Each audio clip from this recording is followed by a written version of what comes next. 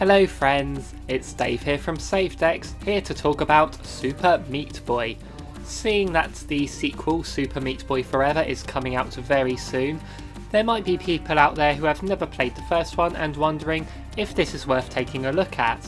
Well, I have recently taken another look at it and will now bring you my thoughts. I'll also be bringing a review of Super Meat Boy Forever when that comes out, so make sure you click that subscribe button to keep up to date with us. So, what is Super Meat Boy? It's a 2D platformer that has a very simple premise and easy pick up and play controls, but it is far from an easy game. You play as Meat Boy, who is on a quest to rescue Bandage Girl from the evil Dr. Fetus. Bandage Girl will be standing somewhere on the stage, you just have to make your way to her. In Donkey Kong style, every time you reach her, the level ends, but the villain will kidnap her again and you move on to the next one. I don't know if that was intended as an homage to Donkey Kong or not, but I wouldn't be surprised if it was, since this game has a fair few homages to other games.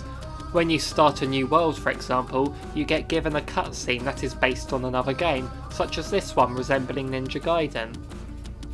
The game's overall presentation is very good, the characters are distinctive and have fun designs, and the art style in the cutscenes show off a lot of humour and personality, and sometimes they can get a bit dark. So, we know how you beat a level by reaching Bandage Girl, but what does that entail? Quite simply, running, jumping and wall jumping. That's pretty much the bulk of it, but the level designs themselves are where the challenge lies. There will be plenty of hazards to dodge and obstacles to overcome, the buzzsaws being the most prominent ones in my mind. One touch and it is all over. As the levels progress, you will find gimmicks such as lasers to dodge, portals to transport you, or keys to find. Just touching a key will instantly open up the locked door. But having interesting level designs isn't much if the game isn't fun to play. Luckily it is. Meat Boy goes fast, his movement is very fluid and he is just so much fun to control. It's a bit floaty when you jump, but you never lose control in mid-air and it feels natural when adjusting your position before you land. The way he slides up the wall as you jump at it is incredibly satisfying too. It never feels like the flow is being interrupted and it's as if you're moving in one continuous movement. There will be times when the movement has to stop, as there are times where you'll have to wait for a certain platform to move or a hazard to get out of your way. A stage will always behave the same every time you play through it, so it becomes a case of memorising the layout and behaviours with each attempt. The fast movement of Meat Boy comes in handy as there is a target time to beat. You can take your time and complete the level slowly if you like, but if you finish it in the recommended time limit, then you get an A+ ranking. And I got obsessed with meeting these. But why would I want to do this though? Well, once you've beaten the game, you get to take on the Dark World.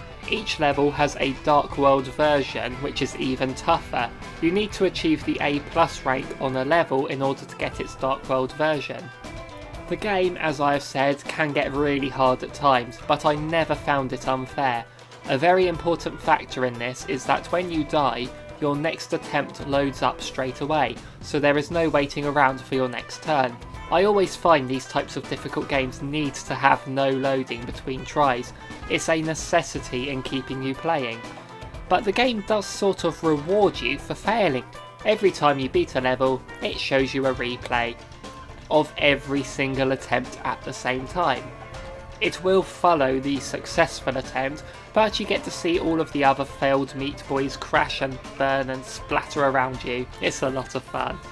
There are also bandages hidden on some levels and warp holes which take you to some special stages. You can unlock characters this way who do have varying attributes, such as a double jump or sticking to walls for longer.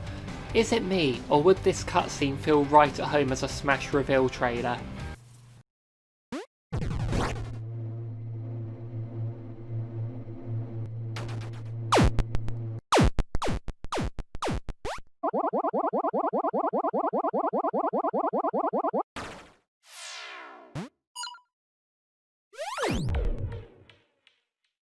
I've mentioned how the game looks in cutscenes, but what about in the gameplay?